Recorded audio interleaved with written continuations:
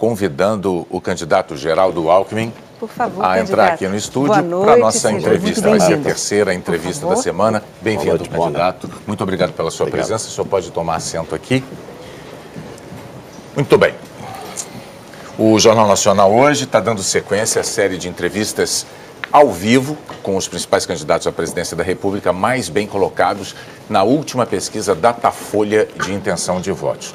Luiz Inácio Lula da Silva, candidato do PT, aparece em primeiro lugar na pesquisa, mas o ex-presidente não pode dar entrevistas por determinação da Justiça. Ele está preso em Curitiba, condenado por corrupção passiva e por lavagem de dinheiro. A ordem dessas entrevistas foi determinada em sorteio com a presença dos assessores dos candidatos. Na segunda-feira esteve aqui Ciro Gomes, do PDT, ontem Jair Bolsonaro, do PSL, hoje é a vez de Geraldo Alckmin, do PSDB, como dissemos, e amanhã Marina Silva, da Rede. Nas entrevistas, nós vamos abordar os temas que marcam cada uma das candidaturas, questionamos assuntos polêmicos e tratamos da viabilidade de alguns pontos dos programas de governo. Na semana de 17 a 21 de setembro, os candidatos mais bem pontuados pela pesquisa Ibope ou Datafolha mais recente da ocasião também vão estar no Jornal da Globo. O tempo total desta entrevista é de 27 minutos. Esse tempo não pode ser ultrapassado porque foi esse o tempo dado a Ciro Gomes e a Jair Bolsonaro nas entrevistas de anteontem e de ontem. Ao fim, o candidato terá mais um minuto para dizer que Brasil ele quer para o futuro e o tempo começa a ser contado a partir de agora, Renata. Boa noite novamente, candidato. Eu vou começar... Boa noite, Renata, Bonner, todos os telespectadores. Eu vou começar essa entrevista falando de alianças políticas. Nessa campanha, o senhor fez aliança com partidos do chamado Centrão, que os críticos acusam de fazer o famoso toma lá da cá. Partidos esses que têm 41 investigados pela Lava Jato. 41 investigados, candidato. Como é que o senhor explica isso para os eleitores quando as pesquisas mostram justamente que eles querem formas mais republicanas de se fazer política e apoiam o combate à corrupção? Olha, Renata, primeiro é importante, todos os partidos têm bons quadros. Então eu fui buscar no Progressista, que é um dos partidos que nos apoiam, a mais respeitada mulher senadora da República, Ana Amélia. Nós temos bons quadros em vários partidos. E precisamos ter maioria para fazer as mudanças que o Brasil precisa. Quem prometer mudanças sem construir maioria é conversa fiada. Ou nós vamos continuar nesse marasmo que está o Brasil, ou nós precisamos fazer reformas. O Brasil precisa das reformas. E eu estou explicitando o que eu vou fazer. Reforma política, exatamente para não ter 35 partidos, reduzir o número de partidos, reduzir voto facultativo, importante, voto distrital, proibir coligação proporcional. Você está falando dos investigados. Mas os partidos têm bons quadros. Quem é investigado vai responder por isso. Eu vou dar um exemplo para você. Em São Paulo, o PTB, que foi meu aliado, o secretário da Justiça é do PTB. Quem é o secretário da Justiça? Márcio Elias Rosa, membro do Ministério Público, o ex-procurador-geral do Ministério Público de São Paulo. Todos os partidos têm bons quadros. Mas então vou também dar um outro exemplo para o senhor, por exemplo, falando, um dos seus aliados nessa eleição é Fernando Collor de Mello, do PTC. Eu vou ler o histórico dele aqui. Já sofreu um impeachment por denúncia de corrupção, todos os brasileiros sabem bem. Na Lava Jato, ele é réu por corrupção passiva, lavagem de dinheiro e organização criminosa. Ele ainda é investigado em mais 4 inquéritos. Numa entrevista que o senhor deu no Bom Dia Brasil, deixa eu só terminar, perdão. Numa entrevista que o senhor concedeu até para mim mesmo no Bom Dia Brasil, em 2006, quando o senhor foi candidato à presidência da República pela primeira vez, o senhor disse para mim o seguinte: na política é importante... Em política é importante, palavras suas, diga-me com quem andas e eu direi quem és. O senhor repetiria hoje essa frase tendo ao lado Fernando Collor de Mello, por exemplo? O PTC não me apoia, ele apoia outro candidato. A coligação do PTC não é com o PSDB. A minha coligação tem 8 partidos, não está o PTC. Então não me apoia, não está na minha coligação. A coligação ela é importante porque o Brasil tem pressa. Quem assumir em janeiro, 1º de janeiro, precisa ser rápido. aproveitar a força do voto, a força do povo para fazer as reformas rapidamente. Mas, então, o que o senhor tem a dizer sobre esses investigados que eu mencionei, os 41 investigados na Lava Jato? O que a sociedade, o que quem está nos assistindo quer? Quer que haja investigação, transparência, puna quem precisar ser punido e absolva quem deve ser inocentado. É isso que precisa ser. O Brasil, o governo funcionar, o país crescer, defendo a Lava Jato, defendo as investigações, então é importantíssimo que elas ocorram e a sociedade vai amadurecer, nós vamos sair desse episódio melhor. Mas quero dizer aqui o que disse o diretor-geral da Polícia Federal, se não mudar o sistema político, não vai melhorar. Há um princípio em medicina que diz, suprima a causa que o efeito cessa. O sistema político nosso faliu, não pode funcionar com 35 partidos. Por isso, a primeira reforma que vou fazer é a reforma política. E vou ter maioria, porque o presidente é o líder. Mas ele tem volta a repetir a tal frase, né? Volto a repetir. E vou governar, Renata, com os melhores quadros de todos os partidos que estiverem conosco. Mas então, candidato, o senhor tem dentro do seu próprio partido, diga-me com quem andas e te direi quem és. Dentro do seu partido, o senhor tem Aécio Neves e tem Eduardo Azeredo. Ambos com envolvimento em casos de corrupção. Eduardo Azeredo condenado, cumprindo pena. Aécio Neves tem contra ele uns vídeos muito eloquentes, muito explícitos, né? O senhor tem dito que é a favor da Lava Jato, o senhor é a favor do combate à corrupção. Como presidente do PSDB, por que é que o senhor não pediu, não propôs até agora a expulsão desses dois elementos do seu partido? Olha, Bonner, primeiro, o Aécio não foi condenado. Ele está sendo investigado e vai responder para a justiça. Nós não passamos a mão na cabeça de ninguém. Quem errou, paga pelo erro. Quem foi absolvido, será absolvido. O Eduardo Azeredo, ele já está afastado da política há muito tempo. Mas ele continua integrando o partido. Mas já está afastado da política. Aliás, ele vai sair do PSDB, não precisa nem expulsar. Candidato, não há nenhum incômodo, nenhum constrangimento de manter Eduardo Azeredo dentro do PSDB. Eu tenho que perguntar ao senhor o seguinte, a ética que o PSDB defende com tanta veemência e cobra com tanta veemência de partidos adversários, não vale para os próprios tucanos do PSDB? Vale, e nós não vamos para a porta de penitenciária para contestar a justiça, não transformamos réu em vítima, não desmoralizamos as instituições. E não expulsam um condenado como Aécio Neves era o Azeredo. Presidente do partido, ele foi afastado da presidência do partido. Nunca me passou pela cabeça ser presidente do PSDB. E eu só fui eleito presidente do PSDB porque ele foi afastado. O partido fez o que tinha que ser feito.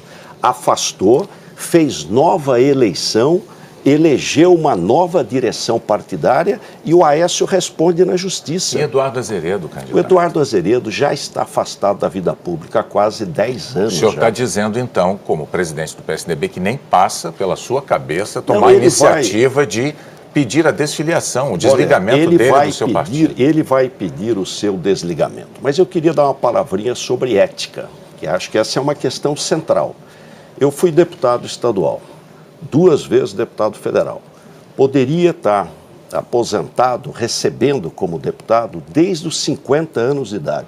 Não recebo 1 centavo. Sim, candidato. A lei, só para concluir, a lei permite. Nem tudo que é legal é ético.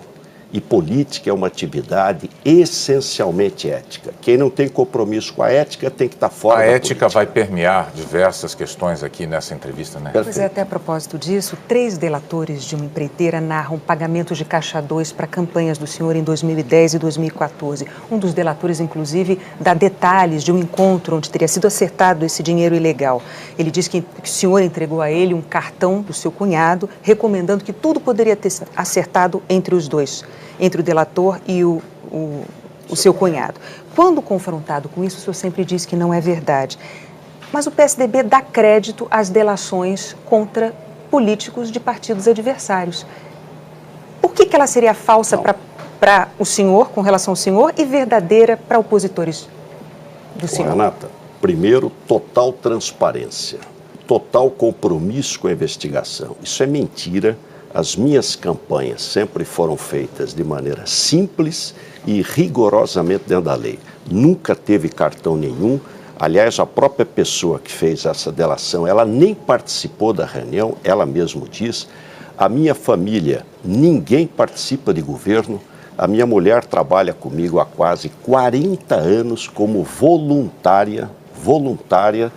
Então, é importante separar o joio do trigo. Há uma tendência de misturar tudo e não é correto e não é verdade. Os três delatores, nesse caso, contam a mesma história, inclusive um deles dá detalhes disso. Seu cunhado recebeu pessoalmente o dinheiro. O senhor disse, então, que é mentira. É mentira, e por que seria verdade delações contra integrantes de partidos opositores ao senhor? Não eu que não estou dizendo. Não, Renata, não estou eu que estou dizendo que é verdade. É a justiça que está dizendo. Nós temos que respeitar a justiça. Sou eu que estou dizendo se é verdade ou não é verdade. O que a sociedade quer? A sociedade quer que as investigações ocorram, que haja transparência, que quem seja inocente seja inocentado, quem seja culpado pague pelo seu erro. É isso que nós queremos no Brasil. É uma prudência que, para os tucanos, o PSDB tem, e não foi tão prudente assim quando os acusados ou delatados eram de outros partidos, tenho que dizer. Não, mas nós sempre respeitamos a justiça, sempre respeitamos a justiça e defendemos a investigação. Nós vamos permanecer nesse terreno da corrupção porque é um tema que no Brasil, infelizmente no Brasil hoje, é um tema que se impõe muito. O seu secretário de Transporte, Laurence Casagrande, está preso, né? Ele é suspeito de fraude e licitação na obra do Rodoanel. Em própria defesa, ele diz que ele tentou evitar o aumento do valor da obra pleiteado pelas empreiteiras envolvidas, porque elas alegavam que havia surgido rochas enormes que dificultavam o trabalho delas. Laurence Casagrande diz, então, que o pagamento a maior no contrato contra o qual ele tinha se insurgido, esse pagamento acabou sendo determinado por um órgão terceiro, uma junta arbitral que estava prevista em contrato, uma junta de especialistas, estava prevista em contrato para casos de mediação de conflitos entre as partes. Muito bem, isso é o que diz Laurence Casagrande, que está preso. Mas, no inquérito da Operação Pedra no Caminho, o gerente de uma empreiteira disse que Laurence Casagrande teve uma reunião com diretores de empreiteiras para, segundo o relato dele, e eu vou ler aqui as palavras dele, para, aspas, melhorar o valor do contrato de forma irregular. Estamos falando da obra do Rodoanel. Laurence Casagrande, seu secretário de Transportes. Dizem este mesmo gerente e outros dois funcionários que não havia nenhuma dificuldade extra que justificasse o aumento do valor dessa obra. Isso é criminoso, candidato. No entanto, e é preciso dizer, esse é o relato de testemunhas. Eles não são delatores, são testemunhas. Diante deste quadro, o senhor tem reiteradamente feito uma defesa enfática do seu secretário de Transportes, Laurence Casagrande. Esta defesa que o senhor faz é coerente com o seu discurso de combate à corrupção? Absolutamente coerente. Quero falar aqui com quem está nos assistindo. Eu assumi o governo em 2011, o governo do Estado de São Paulo, nomeei um promotor de justiça, aliás, mais do que promotor, um procurador de justiça do Estado para secretário de Logística e Transporte do Estado. Ele escolheu o Laurence Casagrande, que é um homem sério, correto, para presidente da Dersa. Ele foi o presidente da Dersa, fez uma belíssima obra. O Rodoanel está terminando. Houve um questionamento ao longo da obra em relação à questão de rochas que apareceram. Ele corretamente pediu para que o IPT se pronunciasse. O concessionário, a concessão não concordou. O contrato, essa obra é financiada pelo BID, prevê uma junta de arbitragem. A junta de arbitragem foi montada com 3 pessoas, professores da Escola Politécnica da Universidade de São Paulo, um indicado pela empresa, um pela Dersa e um independente. Os 3 decidiram que aquele volume de rochas não era previsível, que deveria ser pago. O BID concordou. Eu acho, nós temos, dizem outra coisa, nós temos que ser justos.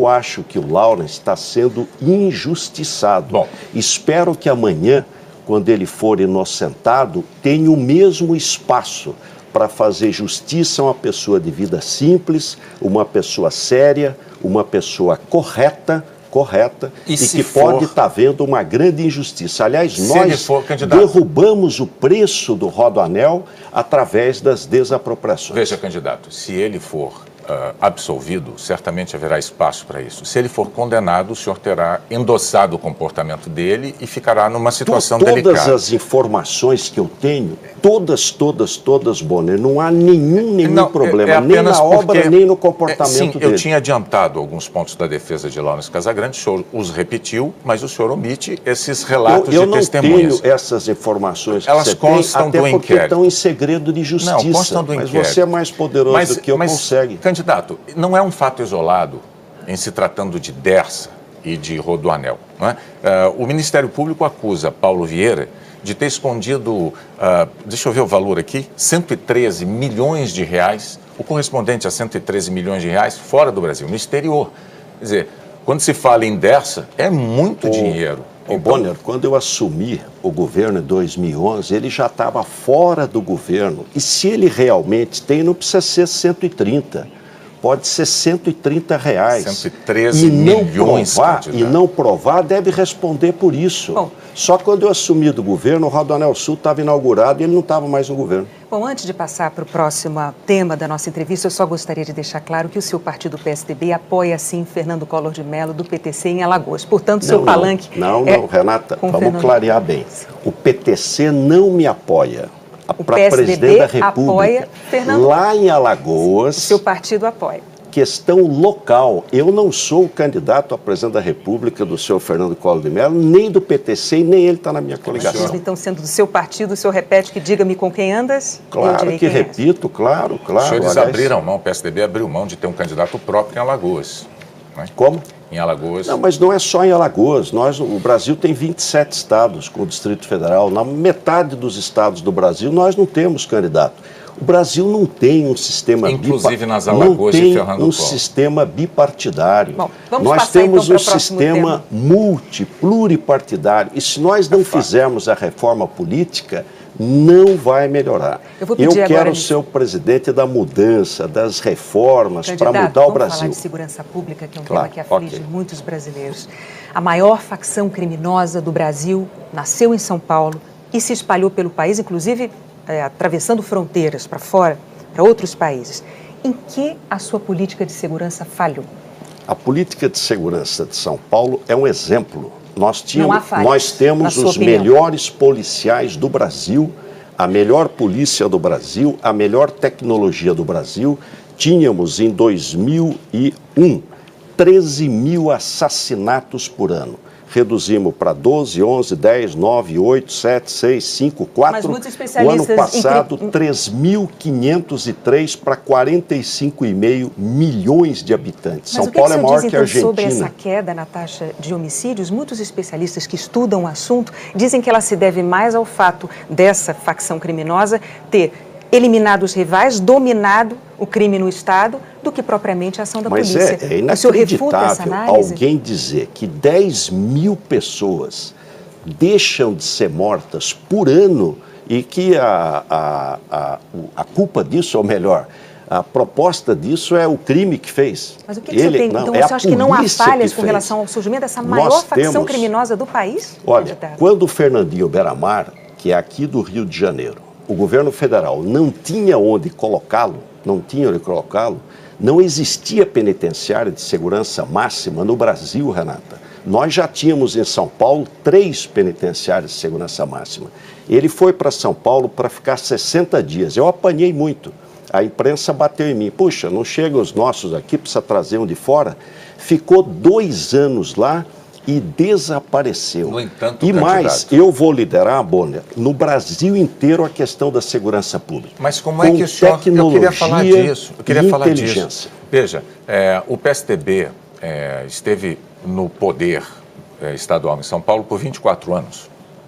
Em 24 São Paulo anos, é um exemplo, superávit primário, melhor saúde, melhor educação, as melhores estradas. É um exemplo para o Brasil. Mas para quem olha o que aconteceu com essa facção criminosa em São Paulo, haverá de notar que, mesmo presos, líderes, chefes dessa facção continuaram a comandar o crime de dentro da cadeia, candidato. Um dos líderes do crime organizado ficou 5 anos em RDD. Você sabe o que é RDD? O crime ficar não 22 anos na cana, não toma nem sol, não tem visita íntima, o comando, isolamento absoluto. O comando dessa facção criminosa continua de dentro da cadeia. O senhor nega essa realidade? Claro, mas é óbvio. Isso aí são coisas que vão sendo repetidas e acabam virando verdade. Explica para mim, como é que no Brasil tem 30 homicídios por 100 mil habitantes e no mesmo país, no país que tem a maior população, tem 8 homicídios por 100 mil habitantes? A maior facção criminosa do Brasil, nascida em São Paulo, com seus líderes ou chefes presos em São Paulo, continua operando, se expandindo pelo Brasil e fora do Brasil, e não tem comando de dentro das cadeias, sem bilhete apreendido, dentro de vaso sanitário, não tem. Nada. Nós temos scanner, nós temos controle, nós temos penitenciária de segurança máxima antes do governo federal. Tem regime disciplinar diferenciado, isolamento absoluto. Mas então o que Tanto é que nós reduzimos... Como a própria polícia encontra bilhetes encontrados em vasos sanitários, escutas feitas pela própria polícia. Você sabe quantos presos nós temos em São Paulo? 228 mil presos. Nós temos 22% da população brasileira, 35% da população carcerária. São Paulo prende, cana dura. E eu, sendo o presidente da República, vou mudar a lei de execuções penais, acabar com essa saidinha toda hora, endurecer pena, tecnologia, polícia de fronteira, combate. Qual o problema do Brasil? É droga. É do tráfico de droga e tráfico de arma. Os estados estão enxugando gelo. Isso é tarefa federal. Tráfico de drogas e tráfico de armas. Nós vamos criar uma agência geral de candidatos de já há algumas eleições. Candidatos têm concordado com esta tese. O problema é executá-la. Mas, enfim... Claro, e vou executar. Como eu fiz em São Paulo, vou fazer no Brasil. Vamos lá. Vamos ver ainda coisas que o senhor fez em São Paulo. Vamos falar de mobilidade urbana, transporte público. Isso interessa a milhões e milhões de brasileiros, não apenas de São Paulo. Nós vimos no projeto Brasil que eu quero, certamente o senhor acompanhou, os brasileiros manifestando os seus desejos, né? E eles reclamaram muito de obras abandonadas pelo país. Isso é uma queixa generalizada no nosso país. O seu governo deixou de entregar 2 obras de mobilidade muito, muito importantes e de vulto. Uma delas, a linha Ouro do metrô, né? Ela tinha previsão de entrega em 2014. A outra, já mencionamos aqui, o Rodoanel, que começou, o trecho fundamental dele, é uma obra que começou no século passado, 1998, ainda não está concluída. Com esses atrasos, como é que o senhor vai convencer o eleitor de que o senhor vai botar nos trilhos a questão da mobilidade no país inteiro, candidato? Olha, primeiro o Rodoanel foi entregue, o Rodoanel Oeste, interligando 5 autoestradas, o Rodoanel Sul, chegando ao Porto de Santos, Anchieta Imigrantes, de obra, né, o Rodoanel Leste, chegando a saída aqui para o Rio de Janeiro, e o ano que vem entrega finalmente e termina os 180 quilômetros de anel metropolitano. Eu peguei o governo com 60 estações de metrô. Vai terminar o ano com 89. Em 8 anos, em plena crise, sem um centavo de ninguém, nem de prefeitura, nem do governo federal, sozinho, nós fizemos quase 50%. Aliás, quero dizer que depois de amanhã, sexta-feira, mais 4 estações de metrô vão ser inauguradas em São Paulo na linha 5. Estação Hospital Servidor, Estação Hospital São Paulo, Estação Chácara Clabim e Estação Santa Cruz. Então o assunto nós agora é a habitação, candidato. Simultaneamente todas as obras de trem e de metrô. Ok, vamos avançar para a gente poder abarcar o maior número de temas possível. Vamos falar de habitação.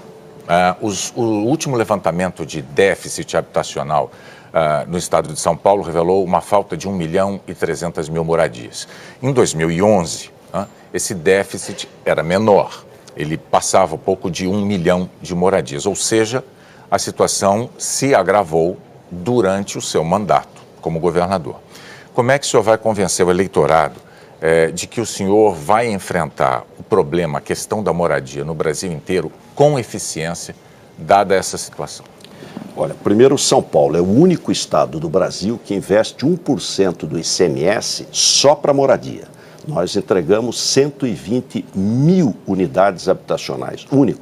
Fizemos a primeira PPP do país de habitação para revitalizar o centro de São Paulo, em frente à Sala São Paulo.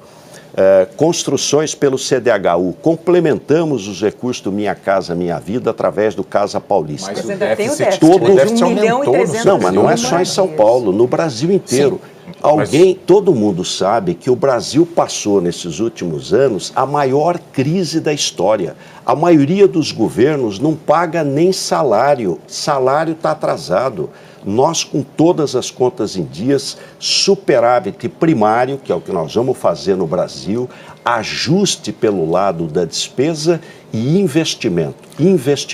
E confiança, trazer confiança para o Brasil voltar a crescer. Esse ritmo de entrega de moradias que permitiu que o déficit habitacional do Estado de São Paulo aumentasse ao longo do seu governo, esse ritmo o satisfaz? O senhor não se sente frustrado? É esse o ritmo que o senhor quer implementar se o senhor for presidente da República para resolver o problema nacionalmente? Bonner, não tem nenhum estado que investe em habitação. Quem investe é o governo federal, porque é ele que tem o dinheiro do Fundo de Garantia. O Estado de São Paulo é o único que investe 1% do ICMS em moradia. Por quê? É moradia para você, que ganha 1 salário, 2 salários, poder ter acesso à casa própria e emprego na veia. Eu vou fazer um grande canteiro de obras, Bonner e Renata. Estradas, ferrovia, rodovia, portos, aeroportos, água, esgoto, habitação, porque é emprego na veia. É isso que o Brasil precisa, emprego rápido. A gente falou de habitação, que é um tema importantíssimo, mas precisamos também falar de saúde pública. O senhor defende as OS, as organizações sociais, como uma alternativa ao SUS. O senhor, inclusive, fez isso em São Paulo. E os resultados têm sido questionados pelo Tribunal de Contas do Estado. Como é que o senhor pretende evitar a repetição desse problema? Renata, as OS são um modelo. O hospital mais bem avaliado do Brasil é o Instituto do Câncer do Estado de São Paulo, o ICESP, eleito pelos usuários, o melhor hospital do país. É uma OS. Aliás, essa é uma discussão que nós temos muito com o PT e com a esquerda radical, porque eles dizem tem que ser estatal, nós dizemos tem que ser público, gratuidade, sim, equidade, universalidade. A gestão pode ser de OS, De fato, mas, por exemplo, o Tribunal de Contas do Estado dizem que essas organizações receberam ao longo de 5 anos 38 bilhões de reais do governo, dinheiro público. O presidente do TCE diz, inclusive, que o governo falha na fiscalização e no controle justamente para prevenir desvios, descumprimento de regras com esse dinheiro público que é tão importante.